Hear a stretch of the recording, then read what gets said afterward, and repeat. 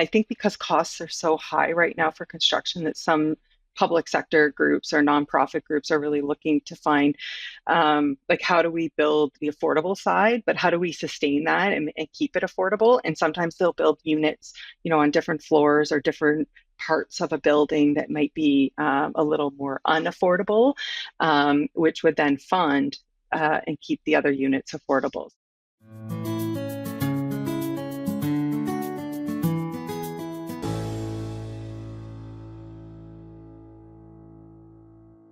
Let's jump in, and if you don't mind, maybe we'll start with Janette, and then we'll move to you, Robin. If you don't mind, just giving a little intro of who you are and your role and your respective with the City of Orillia and with the County of Simcoe.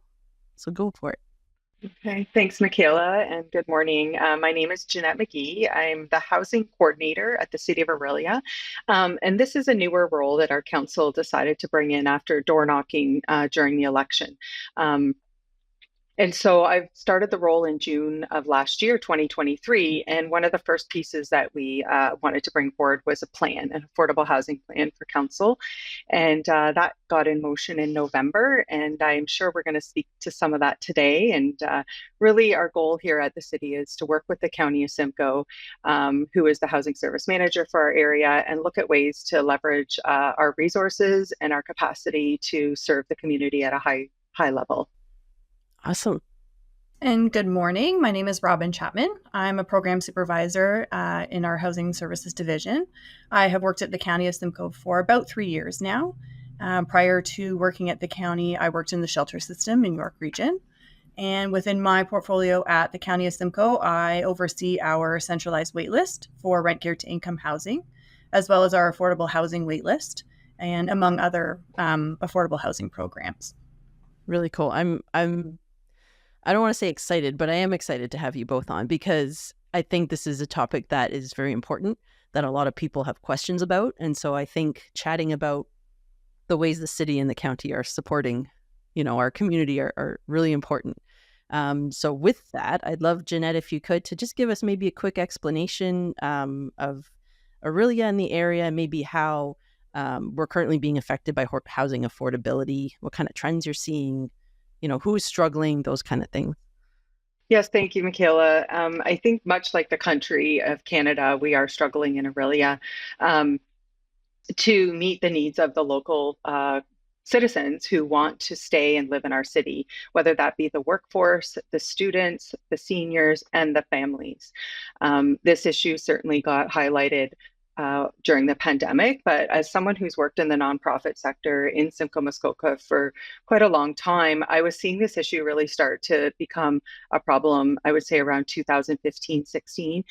But then it got worse and worse as time went on because there weren't any strategic interventions that were beyond what our regular interventions were. And I think that's why our city council decided let's bring some more resources to the table because we were seeing that it's going to take everybody. A trend we're seeing in Orillia right now, but I believe it's been going on for longer than I've been in this role, is that our seniors who are singles and our parents who are singles and even just singles who are dealing with one income are really struggling to get into the housing market, both rental and home ownership.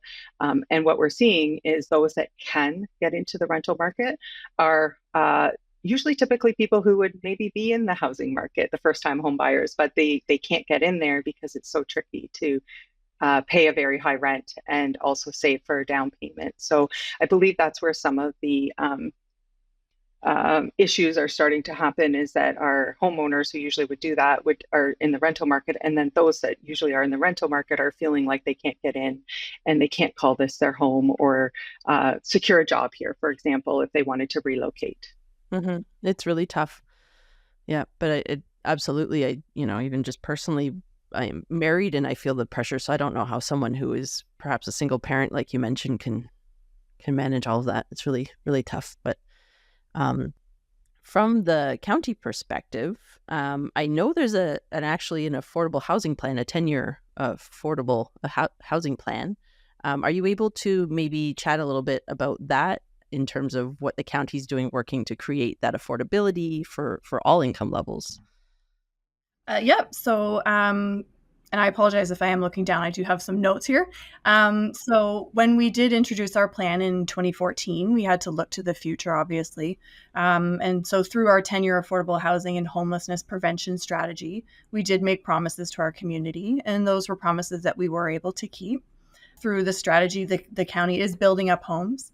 And we were able to provide 130 new affordable units that we just opened up here in Orillia, as most of you are aware, at 250 West Street, not too long ago at our new campus. And on a side note, to mention, so within that building, there's not only 130 units, we also have our Ontario Works office there, a childcare center, and a number of other community partners within that building as well. Our team has worked relentlessly to build up affordable housing within our regional system as well. And we exceeded our housing goals over a year ahead of schedule. And by the end of that 10-year strategy, we created 3,250 new affordable places to live across our region, which is well over, our goal. And we know that each new unit we create continues to impact the lives of our residents. 100%, for sure.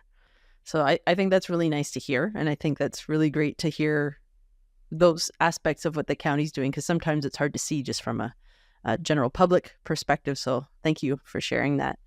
I remember seeing as well a program, the Housing ASAP program. And I think correct me if I'm wrong, the county and the city are working together. And maybe what is this program and what is it doing? And maybe I'll start off, and then Robin, please feel free to add in here, because it is definitely a partnership that was initiated by the County of Simcoe, and it was the planning division at the county. And so the planners there recognize that, okay, yes, we are seeing this issue around the lack of affordability, even though even though the county is exceeding their goals, we're still seeing this need. And then on the continuum of housing, a level of housing that often doesn't get addressed or hasn't in the past got addressed was attainable housing. So that's housing for us, housing for the long-term workers who are here and want to contribute, are looking to not maybe do long commutes. And so the county recognized that across all of Simcoe County, that was a missing component that wasn't being addressed because traditionally it doesn't. When you're a housing system manager, they're focused on transitional housing, supportive housing, shelter housing, and the homelessness shelters, where the folks that we were hearing from also in the city and the county, they were looking for that attainable housing. And attainable housing, if you want to know, in our city would mean a house that was for sale for $305,000 or less. If you go to realtor.ca, you'll see that you'll find lots for sale, usually like a lot that you'd have to build a house on, but not necessarily a house. And so I applaud the county for initiating this discussion and bringing in consultants through the NBLC. And a huge process happened where there was initial housing needs assessment, which gave us the data and the backup to prove this point. It's one thing for me to say there's no housing available for those that work in our city and make less than $176,000 a year. But it's another thing to have it, proven through the data. So once the data was collected, then public consultations happened. There was also strategic consultations that happened with nonprofit developers, the community, the nonprofit agencies that deliver housing. And so it was quite a comprehensive process.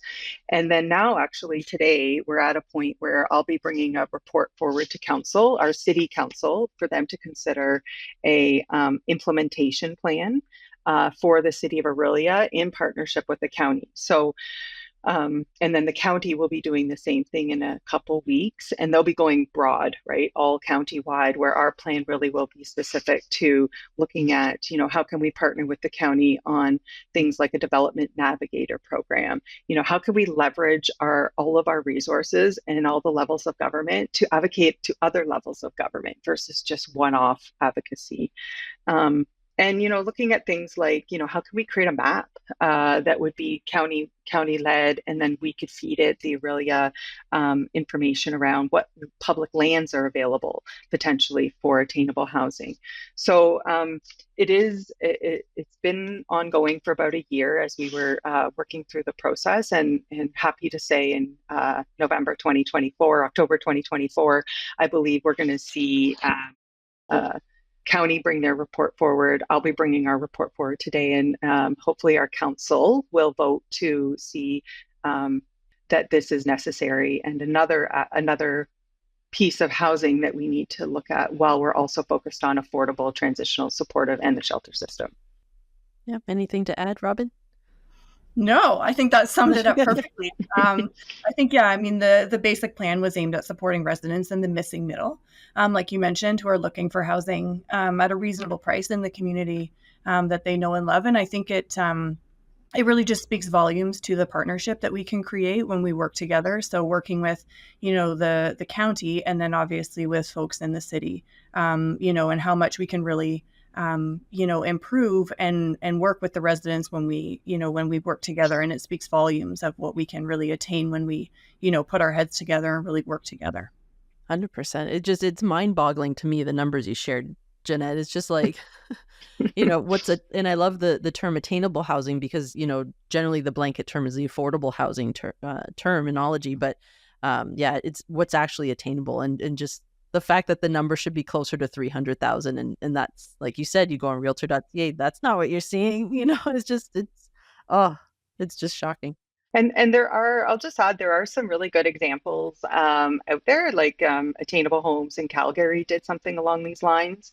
Options for Homes in Greater Toronto area did this. And so we can be inspired by other projects. I don't think it's just it's bringing the players to the table. And what I'm finding in housing is it takes multiple players, including government and all levels, but also the developers, the nonprofit agencies, and this community. We're looking to see what can we generate and gain support from around that as well. 100%. Yeah, it takes everybody. Takes all of us. I wanted to ask about just jumping into maybe the rental market for a second here. What supports maybe are available to those who are renting currently and are having trouble, for example, choosing between, I don't know, having to buy their kids something they need, like shoes or clothes, or making a payment toward their rent? Is there anything to help those people or that group of people? I could certainly speak to some of the county programs. I don't know, Robin, if you want to start that side, because I know I do refer lots of people to some of the programs that are operating there. Not everybody knows about them. So, and then I could fill in some of the pieces on the city side that we've added to complement. Yeah, absolutely. So the county does deliver both the Ontario Works and the ODSP programs on behalf of the province to eligible residents of the County of Simcoe and the separated cities of Barrie and Orillia. So these are programs that provide financial assistance and employment supports to people in financial need. The best place for people to find information on that would be on our website, so simcoe.ca. Any information will be on there, and they can click on either Ontario Works or ODSP as well. Another program that we do administer is the county's rent supplement program, which is also on our website, simcoe.ca. But that's also referred to through our housing resource centers, which can be found across the county as well. So through Orillia and Barrie as well. And so those are, specialized rent subsidies. They are funding dependent. So again, if we have funding available, folks can apply for those again through the housing resource centers. And again, information about those programs too can be found on our website. It's great. And one thing that's happened in our city, and I might have happened before COVID, but definitely I know people appreciate that our housing resource center workers do move into the library on Thursdays here from 1 to 4. And they have like a walk-in clinic, almost like a medical one, but all about housing. And so folks can go there from 1 to 4 without an appointment and meet with an expert in housing. And they would be working for Empower Simcoe, which is our housing resource center. And I get really good feedback from citizens who call me and asking how can I get help, I am referring them to that in person, because sometimes there's a lot of forms and they're not sure how to navigate. And I find that partnering like with Space in the Library and then Empower Simcoe, people are feeling that they can move and navigate the system, or at least understand it, because it is quite complicated. Another county program that I sometimes need to tell people about when they're in rent arrears or in utility arrears is the housing retention program. And again, they can make one phone call, and it's to a confidential staff, at the County of Simcoe. And after that phone call, they'll find out if they're eligible for a one or some funding that would allow them to get out of that situation. And pay what is owed, and then move forward from there. So I think that that's a very important program that people don't always know is available, and sometimes there's some shame around reaching out and asking for that. And so I think it's important that all neighbors, friends, and families know about that program. And if their neighbor mentions that they're having trouble, they can just tell them, if you go to the housing retention program at the county, you could ask for some help, and it's done in a very private way. That's good. Yeah, and in addition, the county has been very innovative recently in securing some funding for what we're calling a temporary housing programs. And they were able to secure what we call a supportive rapid rehousing building, which is a program. And in our city, that is for 14 young adults who are under 24 years old, but over 16 and are struggling to be housed. And they get actually staff support while they live in the housing temporarily. And then they would also, that support really is to move them into the private rental market. I understand that there's also a very similar program going to operate in Collingwood, but that would be for seniors who are 55 plus. But that doesn't mean someone from Orillia couldn't apply if they were unhoused, if they were willing to go to Collingwood. So I think that complements our youth program here very well with having a seniors option. And I believe there's another one in Barrie, but I'm not 100% sure if there's going to be a targeted population or if it's going to be general. But I think, again, when you look at housing and people do move, especially, when there aren't options. And so just knowing within the County of Simcoe, we do have a few options if they are unhoused, and a way to have staff support behind them. It's like having a team kind of cheering them on to move into that private market. Yeah, that's really nice, because I didn't even realize there were some of those programs. And I think, like you mentioned, at the library, to be able to pop in and just talk to somebody. And I think 100% you nailed it, just to have that support and to feel like you're not alone. And I can guarantee, it's not just you, like it affects so many people. So to be able to have that community support, I think makes a huge difference. So that's incredible. I did also have a question about those who are renting and who are maybe able to purchase, they're able to afford to buy a home, but because the cost of rent is so high, they're not able to save for down payment that they need to get the financing to buy the home. So is there something that helps with the down payment aspect of things as well?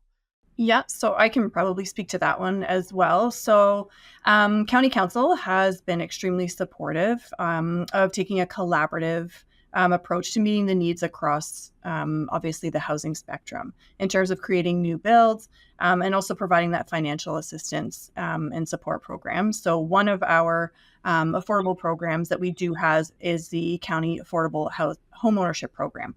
So that program aims to assist low to moderate income renter households in Simcoe County, obviously, to purchase an affordable home by providing 10% down payment assistance up to a maximum of $50,000 in the form of a 20-year forgivable loan. So the program provides renter households with the opportunity to move into that, next phase into home ownership, which then alternately frees up some rental units, right? So they move into the home ownership phase, and then that frees up another rental unit for someone else to be able to rent. A percentage of available funding will be designated for applicants currently living in social housing. And again, like everything else, more information can be found on our website, simcoe.ca. and everything is there in terms of applications and what you need in order to apply. But really the biggest piece is that, you need to live in the county. But again, all information is on our website. Cool. It's a really good program. And one of the main things I have to tell people is it's not too good to be true, right? Some people hear it and think, is this for real? And when you go in, the county has a very good website that explains, how you still need to go to the bank and pre-qualify for the payments that would be made and do the housing search. But no, it really is happening. And if you do live outside of Simcoe County and you're listening in, I do encourage you to look into that region's home ownership, because there sometimes is also options in other areas. But it really is true. And I do know of a couple people who bought their homes that way. It's massive, because the down payments now can be just unattainable. Just the down payment itself can just be too much, almost. Yeah. So that's really great. And almost switching now into a different aspect of housing, but the creation of them and that aspect of things. What about people who are interested in creating more affordable housing? Is there something available financially to support them in their efforts to try and help contribute to the problem? Maybe I'll just start here, and there's a couple answers around this, and there's an answer for the private sector, the homeowner, and also the nonprofit sector. So I'll start with the nonprofit sector, but definitely around the nonprofit housing providers that are out there, whether it's in our county and you're currently doing housing, or you're in maybe York Region and looking to expand into Simcoe County. We are welcoming conversations with the nonprofits, because we do believe that they have the mission and vision to keep these housing, if they bring the housing to us and it becomes affordable, we see that they would do that for over the long term. And we like that is a piece of their mission. So there's a few nonprofits right now who are exploring funding. And so the main thing for them is first land, finding suitable land in our city that would be able to be zoned or be appropriate for housing. And then they're looking into like the Canadian Mortgage and Housing Corporation grants that are out there right now. Those are grants that they're more forgivable loans and low interest loans is what they are. I wouldn't say they would be 100% grant by definition, but the forgivable loan really could end up helping them if they, follow all the criteria to be excused from paying that back.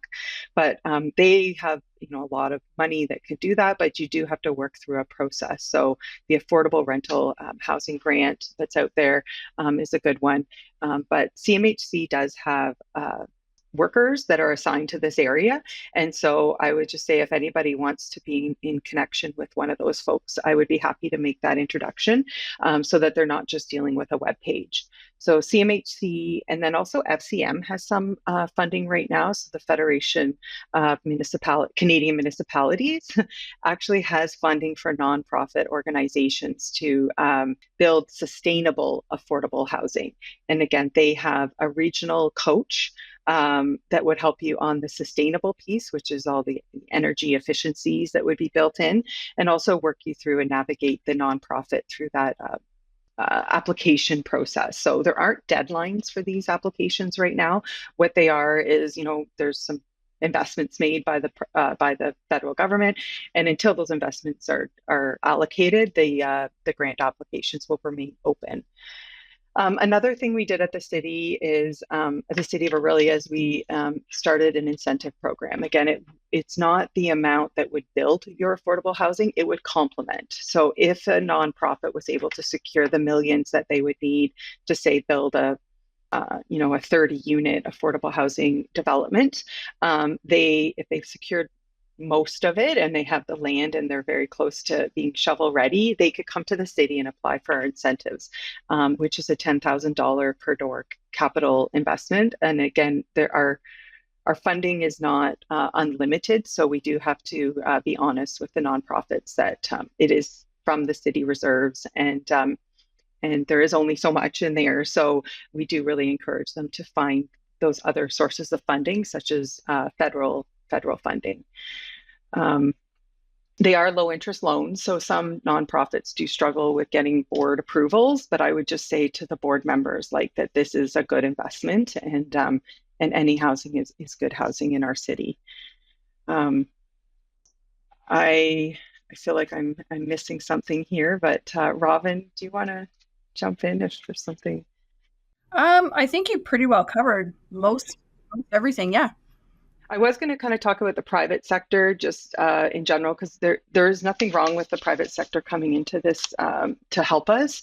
It's just that there's not always not all the funding is available to the private sector.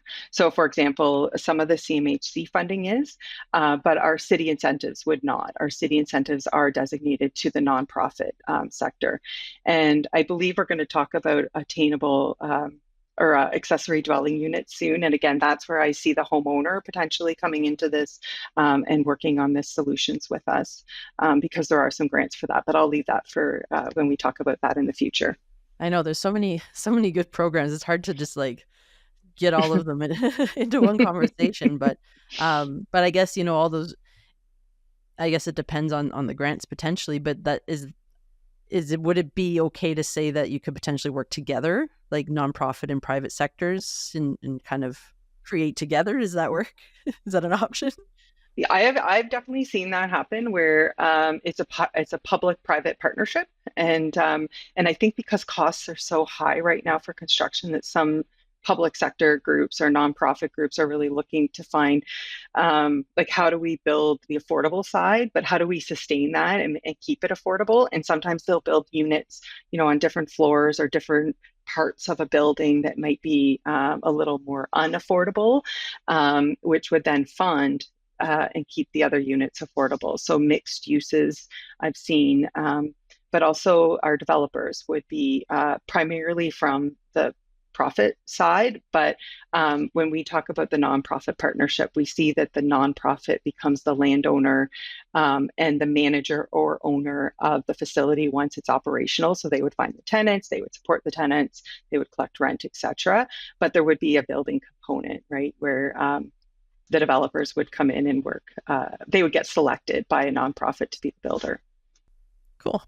Yeah, I wasn't sure because I know it's it's all a collaborative effort. So I wasn't sure if that was maybe one area that you could collaborate. So that's cool. That's good to know. Trying to think what next here. So you kind of led into it already. In terms of homeowners themselves, I know just personally, I'd love to contribute to the problem, but I don't even know where to start or how to even help. Is there a way that maybe someone can make their own home more affordable, a way they can jump in and, have a small part in helping this issue? So I can probably speak to that. So the county does have a secondary suites program. So again, it is in the form of a forgivable loan. So we would offer up to $30,000 per unit to create a secondary suite, or a garden suite. So either a secondary suite. So if you were going to, let's say, refinish your basement to make that another accessible unit, or a garden suite if you have, available land, and you would essentially be creating another affordable unit. So the rent charged on those units cannot exceed the CMHC average market rent for the area for the full term of the loan. So that's another 15 years. And utilities must be included in that rent. So really the purpose of the program is to utilize the space that you already have in your home to create another affordable unit. Again, as mentioned previously, all information can be found on our website, application, all that kind of information can be found there. But it is a really successful program. We do have a lot of uptake in this program.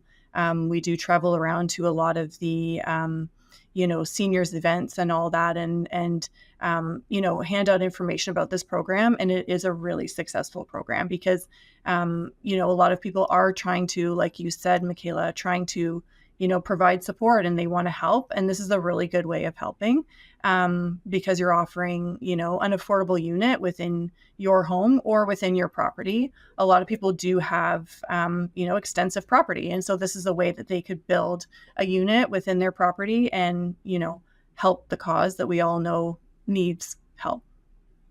Yeah, it's a very unique way to we have very large houses, sometimes being built and with one person living in them.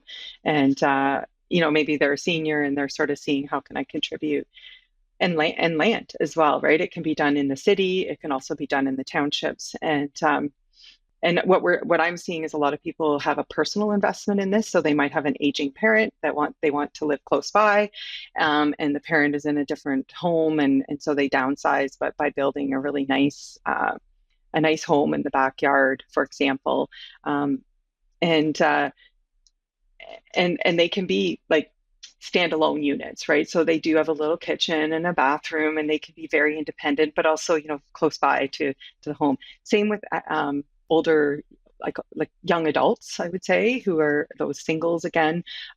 This might be a really good fit for them to, not be right in the home, but, have their own kitchen and prepare their own groceries and sort of like move into adulthood that way as well. So I think it's a really creative way. And again, it's not too good to be true. The county does have these forgivable loans. And what's really nice is that the county would have the assurance, like they'd be reassured that these units would be affordable rates of rent for 15 years. And I think that's very significant and really important.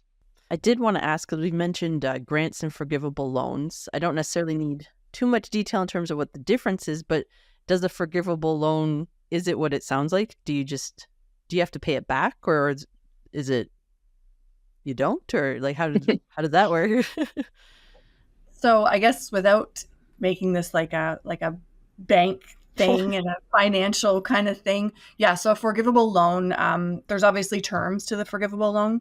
But basically, as long as you keep to the terms of the loan within that 15 years, it's basically forgiven. So no, you don't pay it back. However, if you quote unquote don't keep within the terms of the loan, then there would be a portion that would need to be paid back within that 15 years. So let's say you sell the house and you move, then we would need to pay back the portion of the loan. But basically the thought process behind it is that within that 15 years, you would remain in the home and then the loan would be forgiven.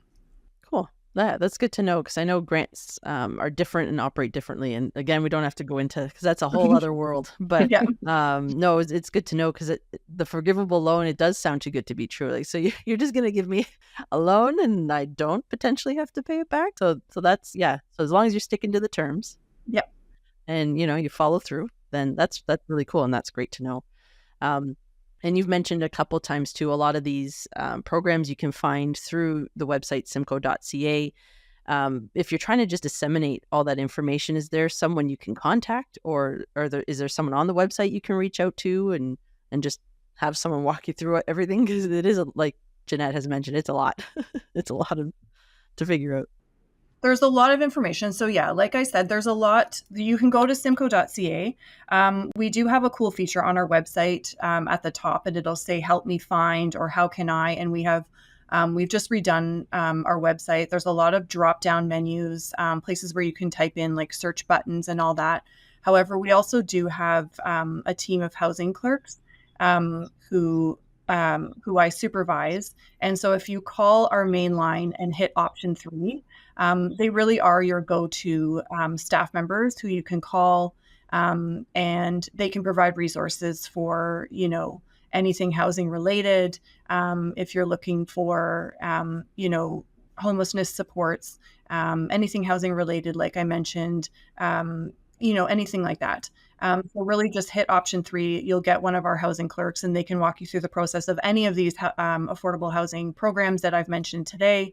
We also have the Ontario Renovates program, which they can speak to, the secondary suites program, the homeownership program, rent supplement program, all those programs, as well as the centralized wait list. They can speak to all of that. And then if there's any other supports that people are looking for, they can at least send them in the right direction, and provide supports there. So if people are, looking to speak to someone as opposed to trying to navigate the website, that's your best bet, is to dial into our main line and then hit option 3, and they can speak to one of our housing clerks. And I'll just piggyback on that because there is, like I always say, don't be shy. There's no silly questions, and I still call the county for questions, right? So even though I'm in this role, there'll be something new, or I just want clarification. I've always gotten so much help by just picking up the phone and calling a representative at the county. And in addition to that, you can also call me at the City of Orillia. I'm here Monday to Friday, 8:30 to 4:30, and sometimes I'm just getting people on a computer at their home and navigating through and walking through the things I've learned from the county and giving them tips and tools of how to access that. And just reassuring them that even though the county has an address just outside of the city up in Midhurst, they are very much caring about what goes on in our city, and they are working with us here. And there are some now local offices, such as like up at 250 West, there's Ontario Works workers up there. And so we do have that local flavor that I quite love. And in addition, I'll just say not specific to housing, but housing and anything people need help navigating with. Our city also invested, and I believe the county complemented this program where there's a social worker in the libraries, in our library, and I think they're in a few other libraries now, but in the City of Orillia, they're in our library, and they will help anyone who comes in and wants to navigate the housing, the world of housing, affordable housing, filling out applications, etc. And so the position is called a human service coordinator. They're also there full time, Monday to Friday, but they also have drop-in hours on Mondays from 2 to 4 and Fridays 1 to 3. So sometimes, for example, someone will call me and they're deciding, do I buy groceries? Do I pay the water bill? Do I pay the rent? Right. And so those are very tough decisions to make. And sometimes having someone to talk to, it just like not in a counseling situation. So she would just be dealing with the day-to-day pieces, such as helping them figure out, what is their budget? What is it? What needs to be done? Where could they get some food instead of buying food so that maybe they could, pay the rent? Or do they need to call the county at this point to say, my water bill's in arrears, and would the county consider helping me this one time through the housing retention program? So I know there is a lot of sometimes worry and concern about like the stigma attached to these problems, but we do have professionals at the library on a Monday to Friday basis, and without an appointment, you could go in today at 2 o'clock, right, and talk to someone, which I think is really nice to have. And then they would complement the Empower Simcoe housing worker that's there on Thursday, right? So everybody's kind of talking to each other, making sure people are navigating the system, and just reassuring them that it takes time and patience, but we're all here working together. That's amazing. That's really great. That's really nice to hear. And then on the Orillia side, is there somewhere for people to go, or is it primarily just visit the county website? Oh yeah. So for us, when I first got into this role, I just created a one-page webpage, housing.ca. And so if you Google City of Orillia housing, or go to our City of Orillia webpage and put in the search bar housing, you'll get one page with all the information of a lot of what we talked about today, including the county links are on there. And so people can scroll down to the very bottom, and I've got 5 different sections where, they can look up things like grants and incentives, whether you're a homeowner, nonprofit, or private. You can also go in and look up what our housing supports and services are available in our city. And there's actually over 20, I believe, in there, including 7 different types of outreach workers. So we have 2 outreach vans that are funded by the county of Simcoe with 4 workers that go around in our city, and they can help you even if you're not fully unhoused, but maybe like we have people living in cars, for example, or tents, and they can help those people as well navigate the system or get them to internet so that they can start, going through and filling out applications. So our webpage is one place, but also they can call me at 705-418-3575. It's a direct line, and I'm going to speak to them generally and try to get them to a person or a service as quickly as possible so they can start unpacking, the challenges they're having, and then working through each one as it happens. Awesome. Yeah, that's really cool. Is there anything we haven't touched on that you wanted to mention, or do you think we've kind of... I know it's a lot. It's a lot of information. So it's... I think we've touched on a lot of things. I think what I always say to people is that this is changing almost on a not a weekly basis, maybe monthly basis, because everyone the county, the city, the province, and nationally know that this is an issue. So stay staying up to date on what's happening, what's available is, a job that I take very seriously. I know Robin does as well. And so just allowing people to know that like next month they may hear an announcement about something, and it may help them, and to not be shy to reach out, including those that are working, right? Sometimes people who are working feel that they shouldn't be able to access services or ask for help. But I do know that there are people working really hard in this city making more than minimum wage. But even when you look at the numbers, it is very challenging to do simple things like pay for something that's going on at school for their kids, or engage them, in something that they really want to do. So just finding out where's their subsidies, where's their options, and knowing that there isn't any judgment on our side when those calls come, because it could be any of us at any time in these situations. Well, thank you both so much. I really appreciate everything you've shared and your input, and just all that information I think is fantastic.